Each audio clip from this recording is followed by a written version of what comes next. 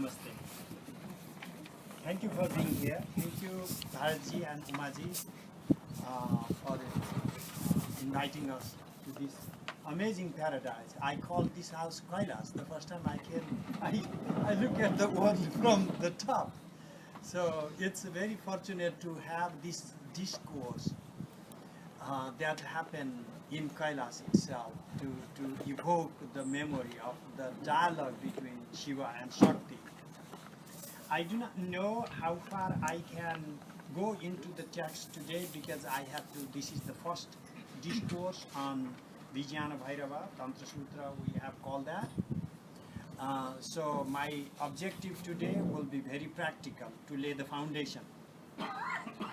We can always make things complicated if you want to make that, but the most important thing is how to get into Vijnana Bhairava is a manual for practice. It's an actual meditation practice. So the discourses here, we should not get confused between philosophy and practice. This difference does not exist when you go to these contemplative texts. So is yoga philosophy or practice? You cannot separate philosophy from practice. Practice is for philosophy, philosophy is for practice. So ultimate goal is to understand our own true nature. And why should we try to even understand that true nature? Is so that it helps us let go some of our misconceptions and we can liberate ourselves. What is liberation? Some people want to liberate from the world because the world is a miserable place, you know, and they think that the world is dying and suffering, and there is some kind of a liberation that takes you away from samsara, and that is what they are seeking. And if you are also seeking that type of liberation, this is not the book and this is not the discourse. Liberation is from ourselves. We ourselves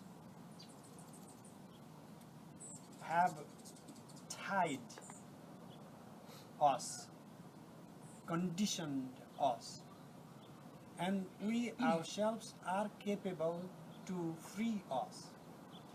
Freedom, I'm just going first, is the like a 4 or 5 essential formula under which this whole conversation will evolve.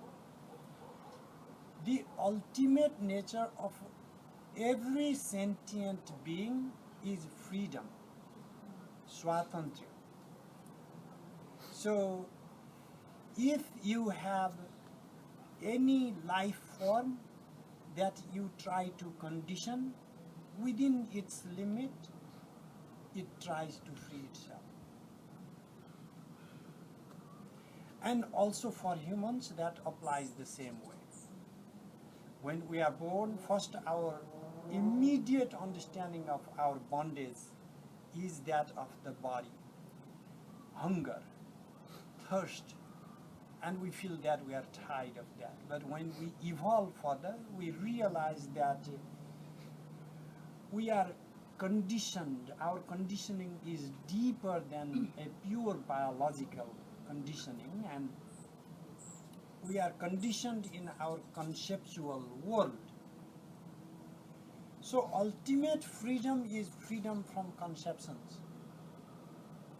freedom from our presuppositions.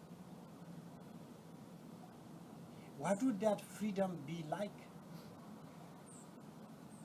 Even our effort to put a terminology to describe that freedom is not freedom itself. And how does that freedom unfold in our life? In whatever the way every individual has craved for a rediscovery of the self. Everybody's freedom is unique to every individual, because formula number 2, everybody is divine. In this particular school, that divinity is called Shiva.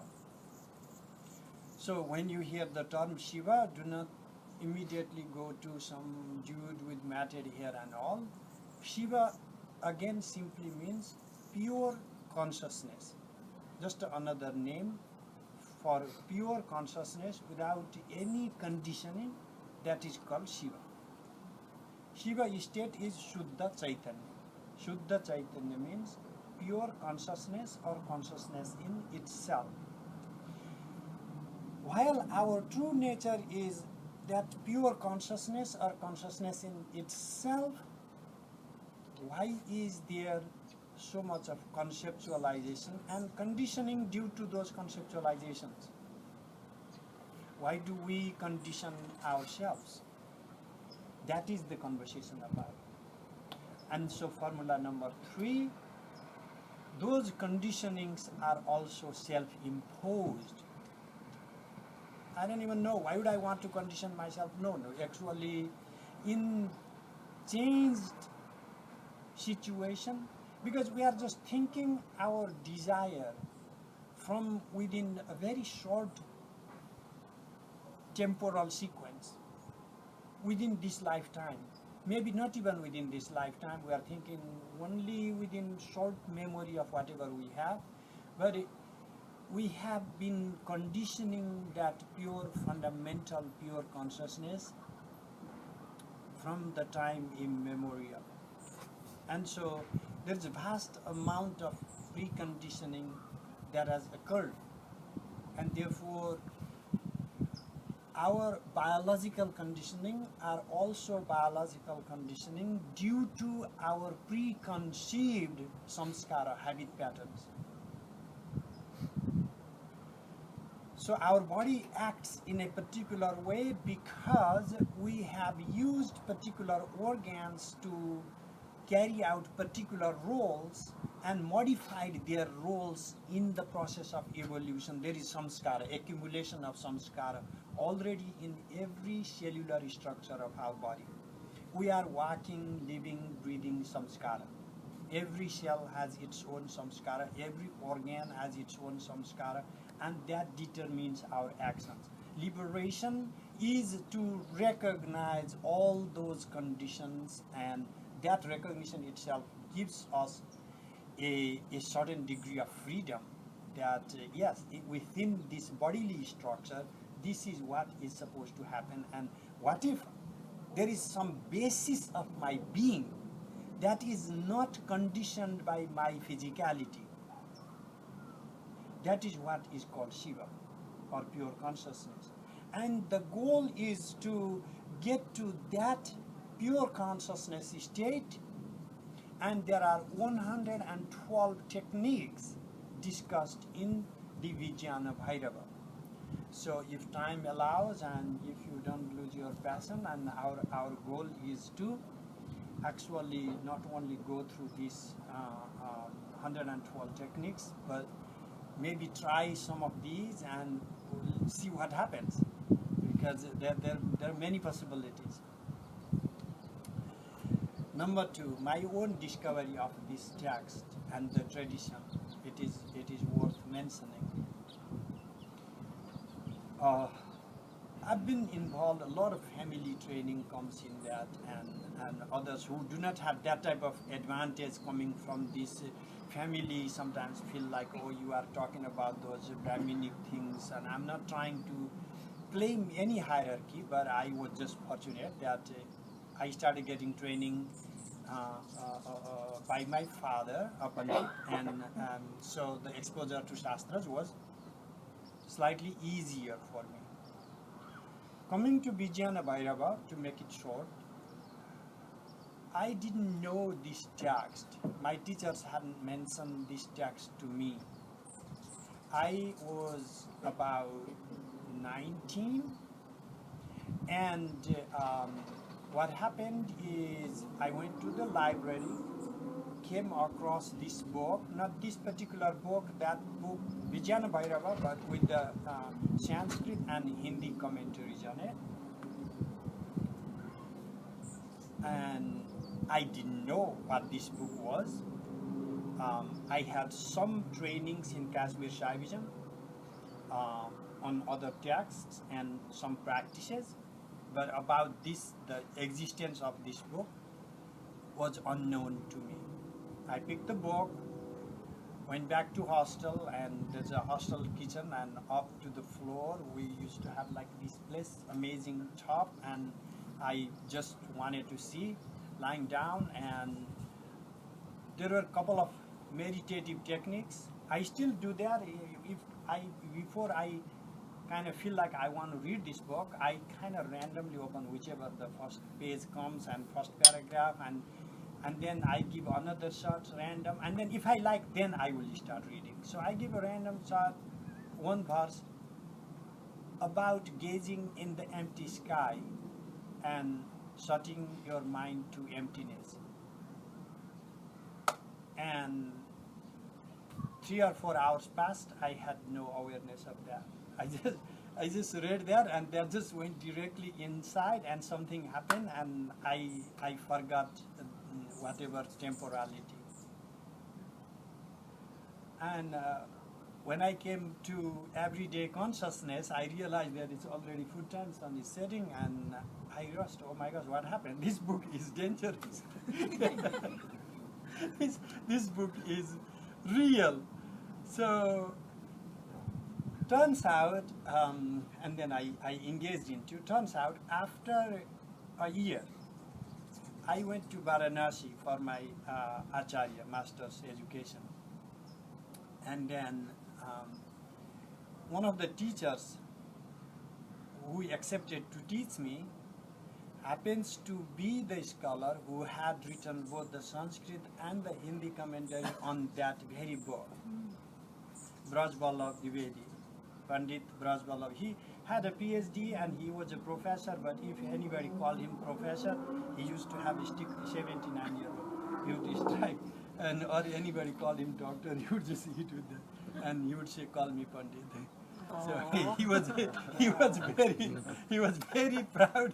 Anybody, sometimes there was one Alex Wayman from Colombia, and they invited him to the same program, and then somebody pronounced Professor Dwivedi, and then he just got with his stick. So today, why I brought this side narrative is we feel, not for my friends from America, but it's like when I sometimes want to relate to the memory of my teachers and call myself Pandit, and people from my own culture feel little awkward, and they might end up asking me to do some, chores of household rituals or things like that. We have ourselves devaluated the weight of these jewels, cultural jewels. Kashmir Shaivism may have started around 8th century, continued to develop till 12th century in Kashmir. It's a non-dual form of Shaivism, and the prominent philosophers from that tradition are Vasu Gupta in Kumar Bhai's house. Where is Kumar? We are having Shiva Sutra conversation once in a while, and that is from this one of the authentic original texts. And Somananda is another a prominent philosopher of that tradition. And you have Utpala Deva and Abhinava Gupta.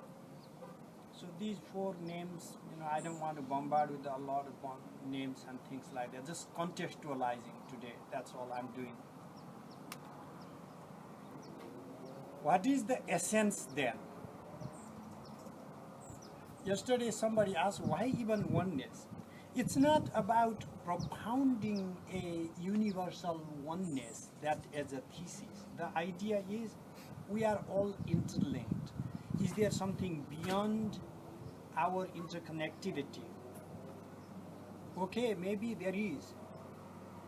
But the first thing for us to discover is whatever the dust that makes my body, the same dust makes your body. And the way I feel pain, you feel pain the same way. The way I feel loved, you feel loved the same way. But this goes down all the way to the bottom of life. Even in plants, they can feel love, they can feel hate, they react to our responses. I'm a backyard gardener and I have a first-hand information about plant care. You care for them and you do not care and just provide a lot of vitamins. There is a difference. I am a believer that there is some form of consciousness even in plants. Now you go to Kashmir Shaivism, they do not just get excited by the thesis that there is consciousness even in plants. They insist that every dust particle is composed of that same essential pure consciousness, Chitti. Everything is conditioned differently, but the ultimate essence of every dust particle, every living being, plants and animals, is that same consciousness. When it discovers manifold, it becomes many, you and me.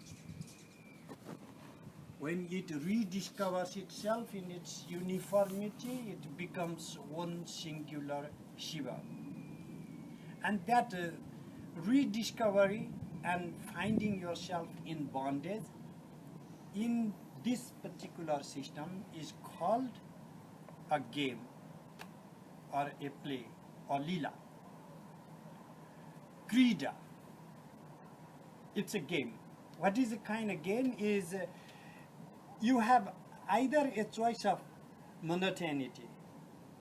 You are only one and you will have a sense of being. When you have the sense of being, you will have also the sense of being only one. What is fun in there? And you become many. How can you become many? By blocking each other's total access to other minds and other bodies. So we fragment ourselves. And just because that one singular entity has fragmented itself into manifold does not mean that it has lost its primordial essence, real nature. So that is that we can recover that intrinsic, inherent being in us. You can start thinking of applying in social philosophy or whatever areas, you know. But for first of all, let's apply this in our personal experience. So in this thing, the next point I need to mention is, because it starts, number one, as a dialogue, and number two, this is also considered agama or shruti. So the concept of shruti and concept of dialogue, I have to address those 2 points. What is shruti? There are 2 different types of revelations in every single culture. You kind of sum up within this. One is when you have a book, the Bible, for example. It's a revelation. You have commandments. Moses comes with a text, 10 commandments. That's one way of revelation. The ultimate being reveals itself in one particular way. In this system, that ultimate being reveals itself in Shruti. That sound is a universal phenomena, even in the Western or Middle Eastern traditions, it is the same. But how do you codify that in the form of the book? Or nowadays we are working with the book, but I didn't used to, I had memorized this book at one time. So in the traditional Sanskrit tradition, it's the installation in your head, in your mind.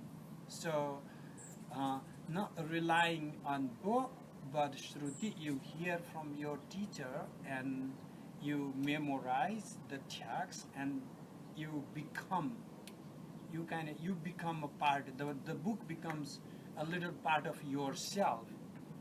And as you grow towards maturity, you also start discovering the meaning, deeper layer of those books, and then in your memory there are deeper layers of meaning reconstituting your being. So there is this big significance nowadays. We have just like we have forgotten the significance of Pandita. The same way we have also downgraded memory for good reason that we see people only memorize and not understanding anything. But that was never the original intention. But that the text should be a part of your body, not like an extension of your body, like let me go to my computer or a book. A text should be inside you.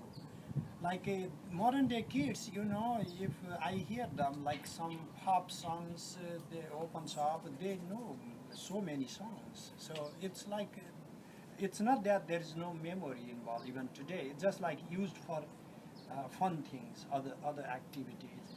They're still memorizing, but not memorizing the things that could reconstitute their being in a particular way, but that is still reconstituting, but in a very different way. So everything we put in our memory reshapes our soul, reshapes our being, reshapes our essence. So there's a big significance of Shruti. Within the Hindu systems, you have the Vedas. And we have now codified, there are these 4 Vedas, Rig Veda and Sama Veda, Number one, that was not even the original idea. There are no number to Vedas. There is no time period. These are the Europeans went to India and started reading, collecting the books, and they found this is very ancient book, like 1200 BCE, the Rig Veda. Vedas are supposed to be constantly being revealed, even today. So now we have this notion that the Vedas have to be the most ancient archaic texts, and then the others could not be the Vedas.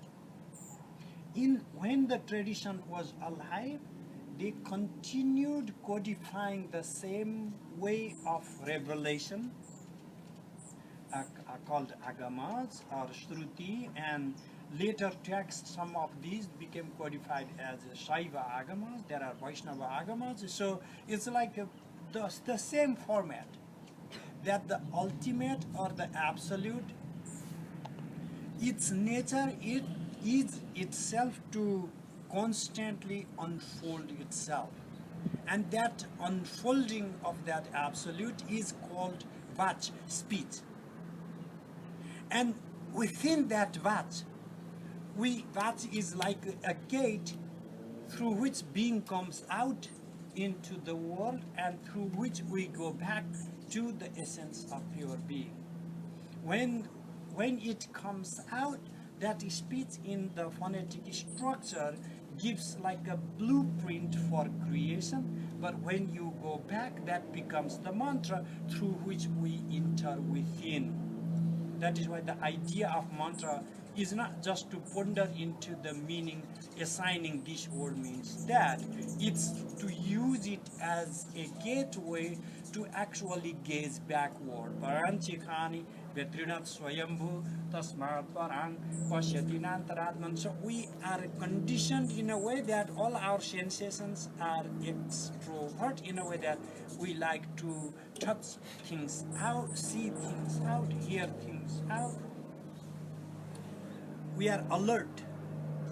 Number one, that alertness comes out of fear, because it's a threat all the time.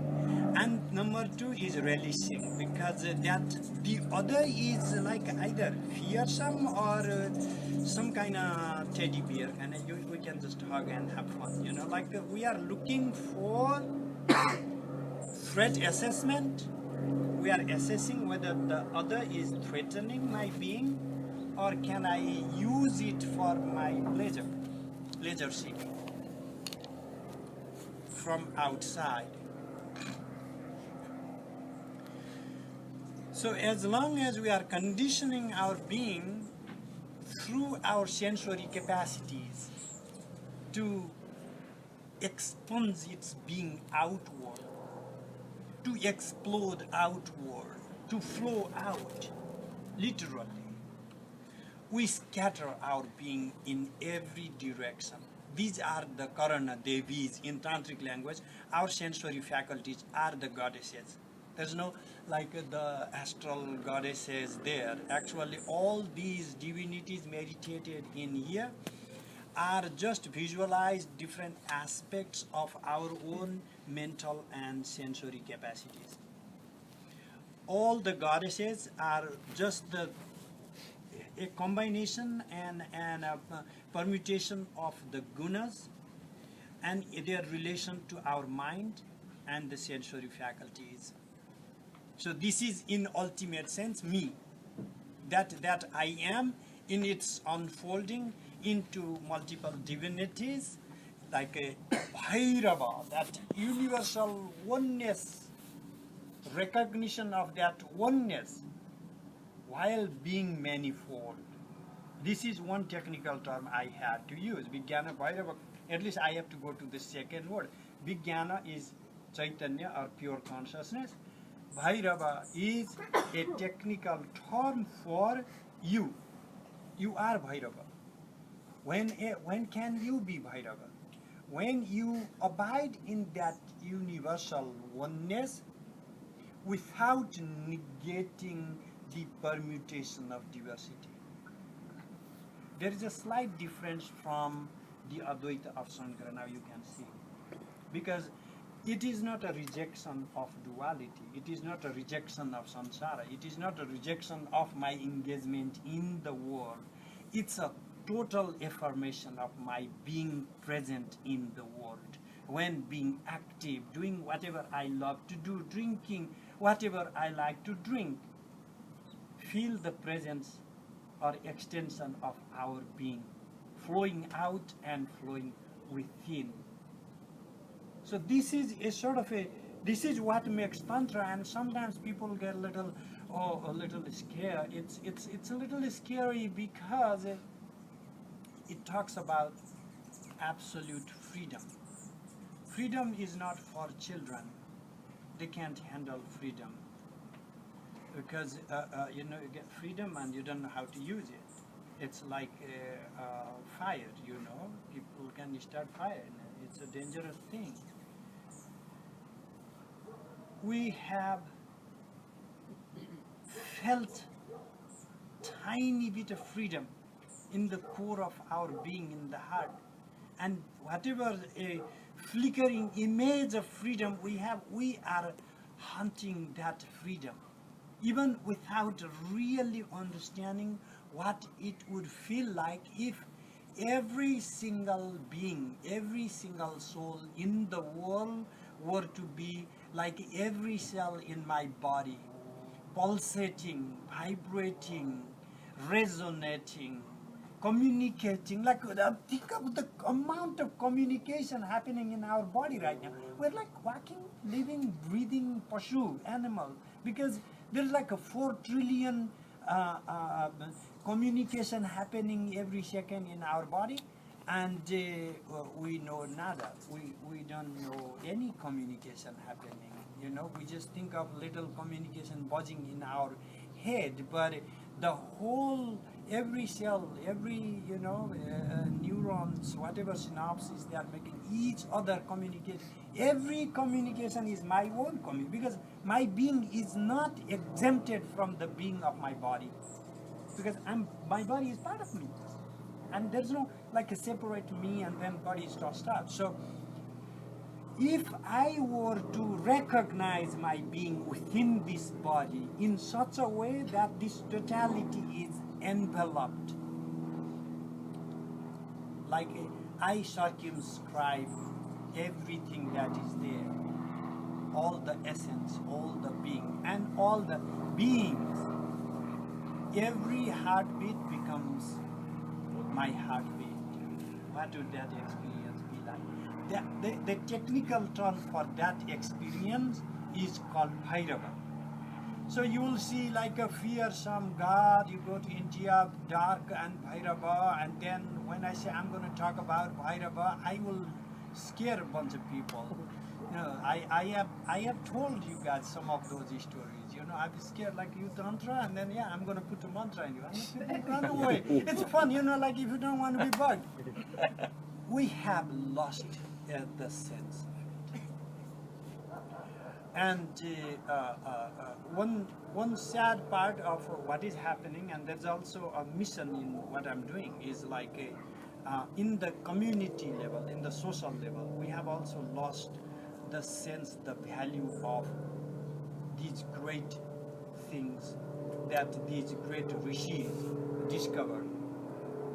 And now somebody starts making business out of yoga, and then works, oh wow, that's our thing. Then we have a million other things that, not that we should just give up yoga, this is a part of the yoga too. So how can we, because I see a genuine reason that makes me sleepless, that these things need to go in a bigger scale to everybody, because it's good for everybody.